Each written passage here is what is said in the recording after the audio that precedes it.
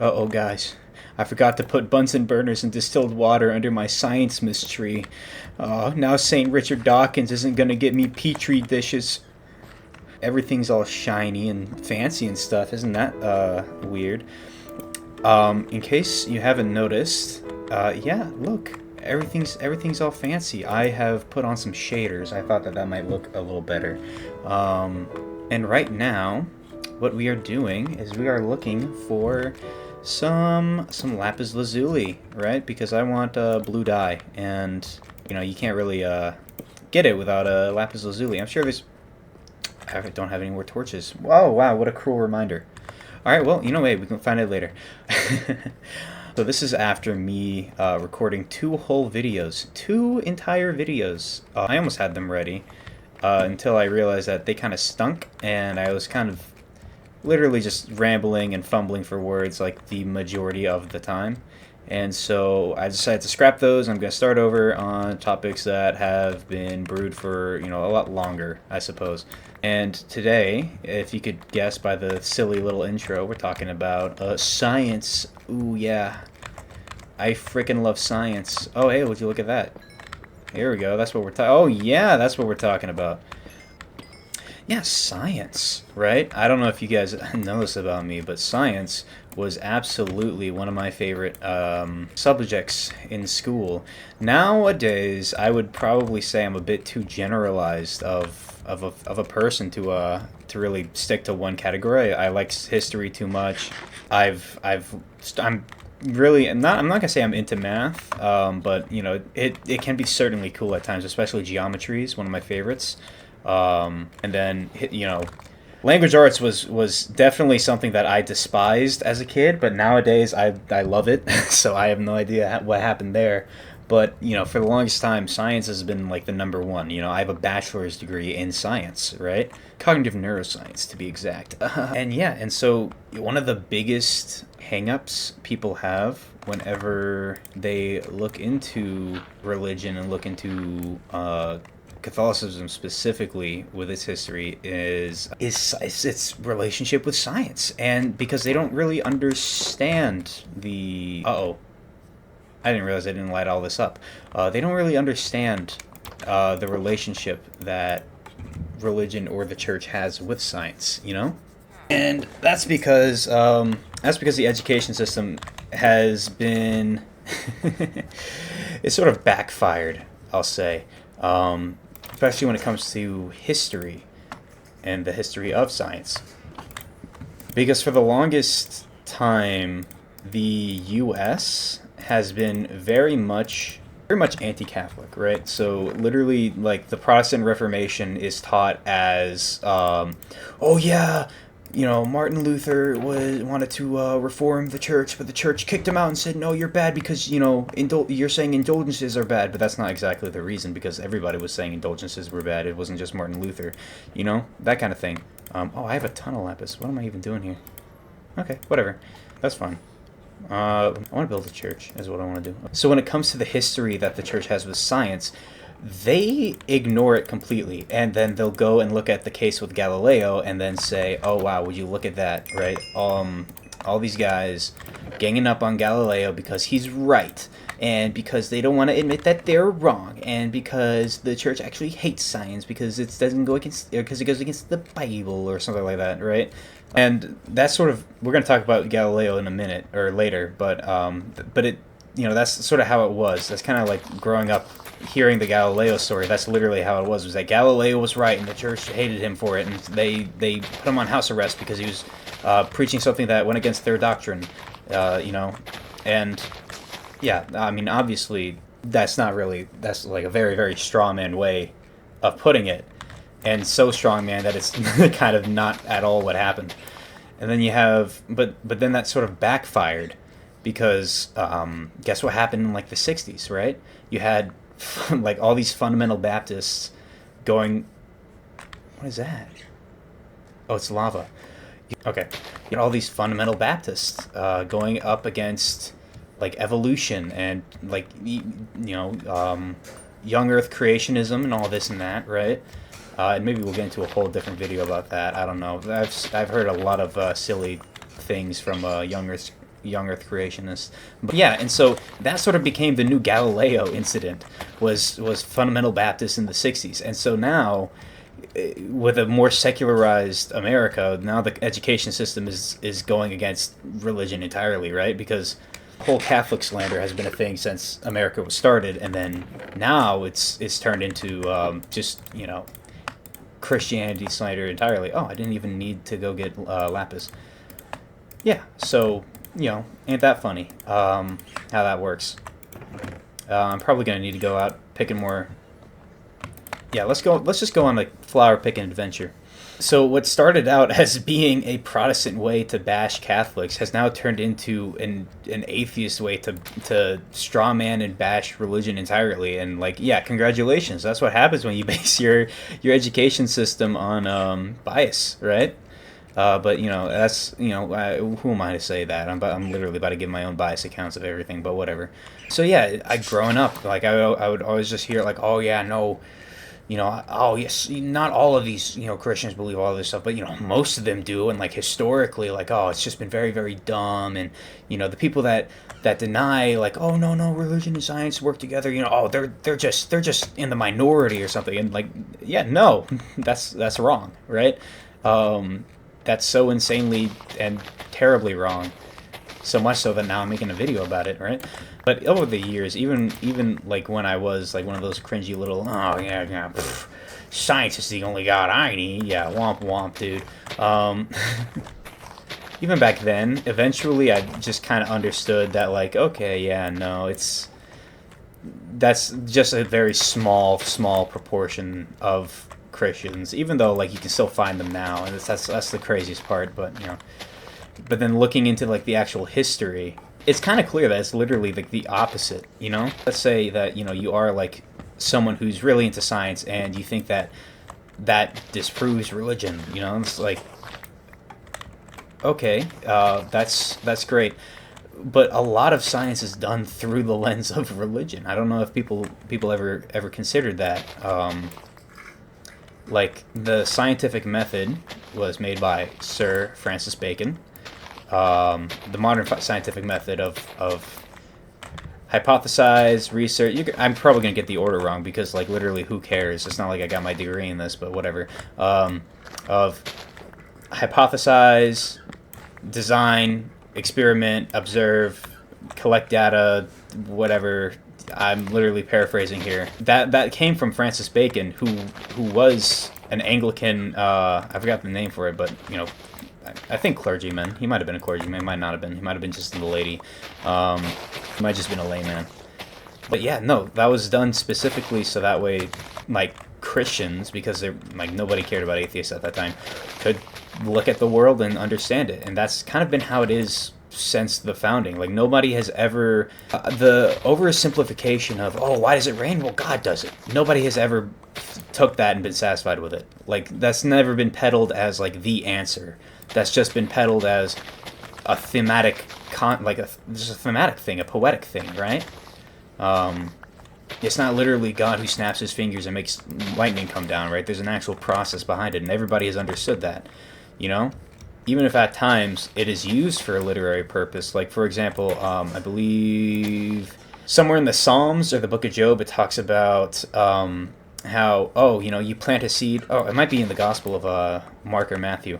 But it talks about, when you plant a seed, you have no idea what's happening other than, up pops a flower. And, how magnificent is that? How much of a gift is that? Just getting you to sort of appreciate your daily bread a bit more, right? And that's completely fine, It's not trying to say that, it will always be a mystery, but to you, a layman, to you, somebody who, literally just got here, and was born, I don't know, born a human, I guess. You have no idea how it works until somebody comes in and tells you, right? So it's just going off of that sort of experience. Where I think it comes from, that entire generalization of, religion's just trying to explain the world through the lens of God and trying to explain things. That's all it is. It's just trying to explain things, right? That little Richard Dawkins type argument. That's how religion developed, was just a way to explain things and then to control people.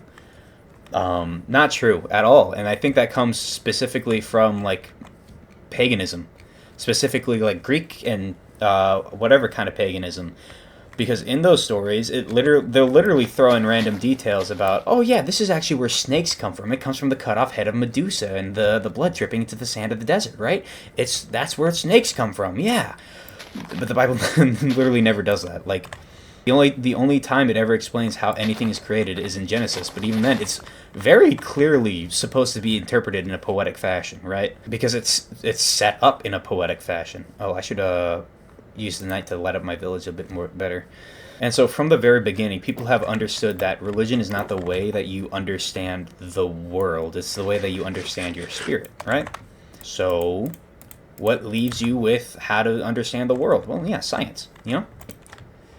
Nobody's ever said, "Oh, no, you don't need science. You got the Bible, right?" Well, fundamentalists have, but nobody cares about fundamentalists, and for good reason. Because they take everything in the Bible literally, except communion. It's just teasing. But yeah, so you'll have all of this stuff like, oh, well then how come all the scientists are atheists? Well, that's not true at all. That's not true at all. That's a modern phenomenon.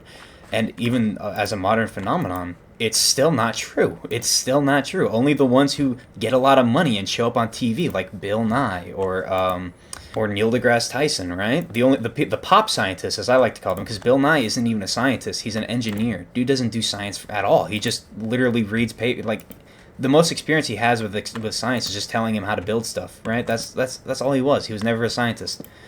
As far as I know, he doesn't even have a PhD, but I might be wrong about that. Let me put up a little blurb right now. But you have these people coming in here and telling you that, like, oh yeah, no, the church has always been against religion, right? No, not true.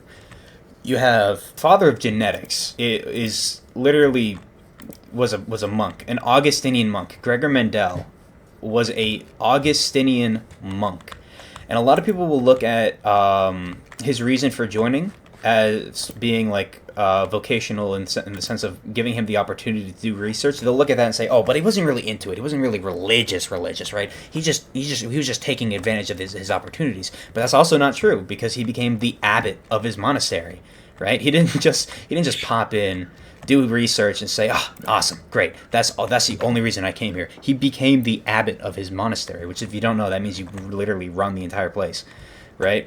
So he very clearly, cared about his faith, right? Enough so to actually look into it and run a monastery, right? Which, literally no reason to do that outside of faith. And then you have, I'm not going to be able to pronounce his name, the man who developed who first proposed the Big Bang Theory, literally the Big Bang Theory, basically like atheist Genesis right here. Catholic priest, right?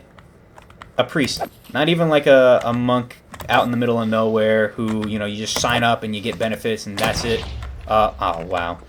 A priest who would consecrate and deliver sacraments on a weekly basis, maybe even daily in some disciplines, I guess.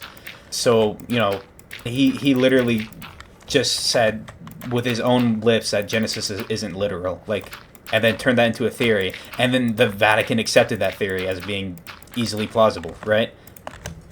So it's very clear to anybody looking in. Copernicus was a Catholic, right? And then you have, even Galileo, right? We can get into the Galileo case, I guess, right now. Well, before I get into Galileo, another one is Lamarck, the man who made Lamarckian evolution, right? Or not made, but, described the Lamarckian evolution. Lamarckian evolution is incorrect. It absolutely is false. Does that mean it's not still a theory of evolution of species changing? No, like it very clearly is, So even though he got it wrong, he was still describing evolution. So you could consider him one of the fathers of evolution, not the father of Darwinian evolution, but the idea that species evolve over time, which is one of those things that, evolution just proves the Bible. Well, no, it doesn't, because evidently there's no Catholic who has a problem with it, or if they do, that's literally like their problem type thing. Like, it's almost comical that like almost every single idea that people will point to when they want to trash religion and say, "Oh, dude, it can't be real because of blah blah blah blah blah." That idea is always almost always been introduced by somebody who's religious. It's hilarious. Half the time Catholic, not even half, like maybe like 3/4 of the time Catholic. So yeah, no, the church has been and still is. There's still like a number of Catholic scientists. I gotta get a shovel. Who use science to understand creation, right? That's a completely valid thing. And so then what about, like, yeah, what about cases like Galileo? What about when the church oppressed religion? Well, you know, here's what happened with Galileo. Galileo wasn't a case of, oh, I don't like his theory because it goes against the Bible. Let's persecute him. No, Galileo was a controversial figure. Yes, because of his theory, right? But not with everybody. There were bishops, there were cardinals who were with him on heliocentrism. They were fully supportive of him, right? They were like, yeah, no, this Galileo guy, he's got it down. You know, he's found his stuff in his, you know, he used his telescope. It all works out. It all works out, right? And then, but there were also some who said, no, it doesn't work out actually, and you know, it technically still goes against tradition, and you can't really just go against tradition unless you're absolutely sure of what you're saying, right? Which is completely fair, right? Not every single scientific theory described is a valid one, and you don't know until it's been put through, it's been put through the ringer. And at that time, heliocentrism was not put through the ringer, right? It was still a fresh idea, a fresh model that hasn't really been tested. Well, what do, right? Well, they called a council for the time because there are some people who were very, very angry with Galileo. Some people who were very, very angry with Galileo. So the Pope called for a council to have this whole thing talked about, to have everybody discuss this whole thing, and for the time being, right, what they concluded was that there was not enough evidence to reject geocentrism, and we'll get into why that was in a minute, and that Galileo needs to stop publishing papers in support of heliocentrism as a fact, right? He could publish papers describing it, absolutely. That was never not allowed, right?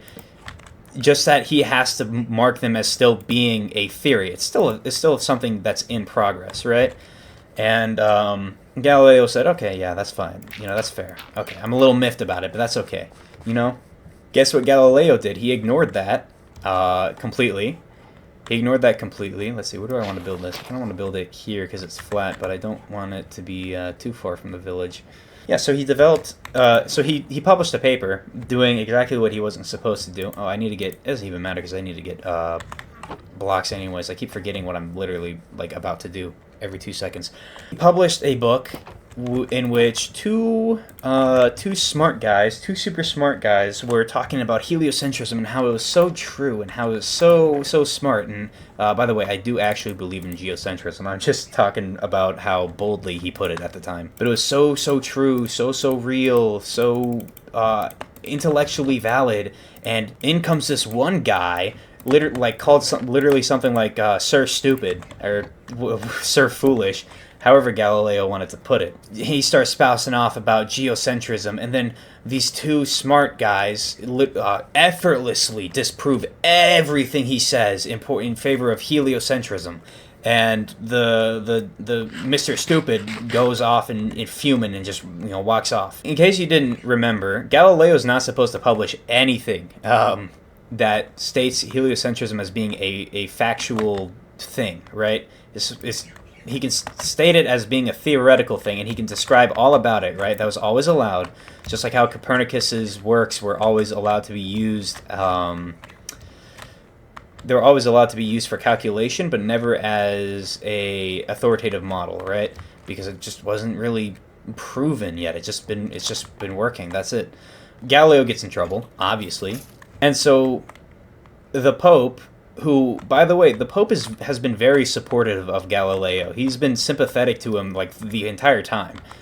Goes in and says, look, man, I know you did something you weren't supposed to do, right? You broke a council rule, a synod rule, and that is very much a not good thing and could be considered a schismatic action. However, I'm going to cut you some slack because I do think you put some good points in there. However, I want you, for the sake of fairness, to include these personal points that I have for geocentrism, right? And Galileo was like, okay, that's completely fair. I understand. Gotta show the other side as well. It's not just a one-sided argument. And then he cackled as he did a little Michael Jackson Thriller turnaround with his eyes glowing, and wrote his new book, or his second edition, and he included the Pope's arguments, coming out of the mouth of Senior Stupid. And then they were so effortlessly disproven by the super smart guys. And at that point, there were bishops literally calling for like people to stone him. Well, not bishops, I shouldn't say that, but there were definitely people who just wanted him dead. They were like, this guy isn't even like a scientist anymore, and he lost all support he had within the clergy. So all the cardinals that were for him were like, yeah, no, he went too far. This is Oh, I'm hitting him with a bone, dude. This shader pack is crazy. Yeah, all the cardinals that were in support of him just said, no, dude, you took it too far. That's wrong, right? And so, yeah, he got put on house arrest and was never allowed to publish literally anything, because when you go out of your way to disrespect the one person who's been showing you mercy, not mercy, but like sympathy during this time, and it's literally helping you out when you got caught breaking rules and doing the only thing you were expressly told not to do out of nothing but your own ego and spite. Like, yeah, you're gonna need house arrest, not because they're mad at you, not because the church is mad at you, but because otherwise the Italian mob outside of your house would break down your door and kill you the second you try to leave. So it was probably a good thing that he got put on house arrest for his own, literally for his own sake. Because there were a lot of people who were very, very mad at Galileo, and at that point it extended beyond just the clergymen and scientists, right? And the funniest kick in the chest about the Galileo story is that Galileo didn't even technically prove heliocentrism. All he showed with his findings being the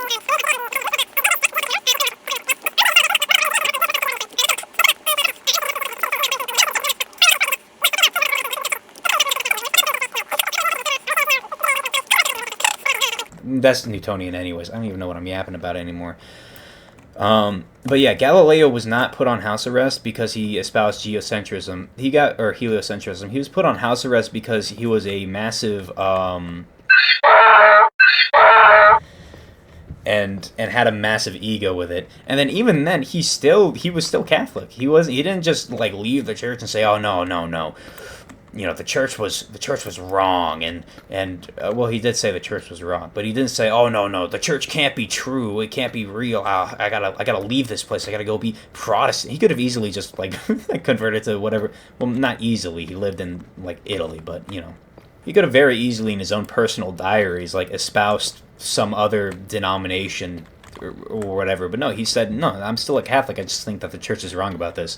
He was right, just not in the way he was imagining, The biggest anti-church, anti-science thing, church versus religion thing, is just a case of ego. And that's the funniest thing to me. I don't know. A lot of people will also look at this is something that's very relevant to me because I have a bachelor's degree in neuroscience. Which technically psychology, but I specialize in cognitive neuroscience, and that's what I'm going to try to get a PhD in, hopefully, if that's where my vocation is. But basically, there have been a lot of people in the field of psychology. I need to remember that I got to put these down because the shader pack is screwing with me. There's a lot of people in psychology who look at modern fMRIs and will say, "Oh, this disproves the idea of a soul because now it's all just chemicals." It's all just chemicals, and it's all just, oh, okay, would you look at that? Okay. It's all just chemicals, so there can be no room for a soul, and I think that is so silly Billy of them, right? Literally so silly. They're what we would call monists, as opposed to dualists, which is what pretty much every Catholic Christian is. Well, no. There are some Christian monists, but they're monists in the sense of there is no such thing as the body; it's only the mind, right? And those people are very weird. We don't talk to them. Yeah, and they think that because we have modern fMRIs machine, there's no room for a soul. That's not true at all. And in fact, modern science has kind of helped point to the existence of a soul, because even with fMRI machines, we still have no idea where memories are. We have no idea where the conscience, quote unquote, is, right? We know that certain parts of the brain are activated when we think about certain things or feel certain emotions, but it's a very generalized cluster. It's never like, oh, if I were to zap you here in this specific place, you would feel angry and you would think about this. No, you might feel inclined to be a little more angry, but you could easily control yourself, right? You never lose control of your own mind whenever these sort of things happen.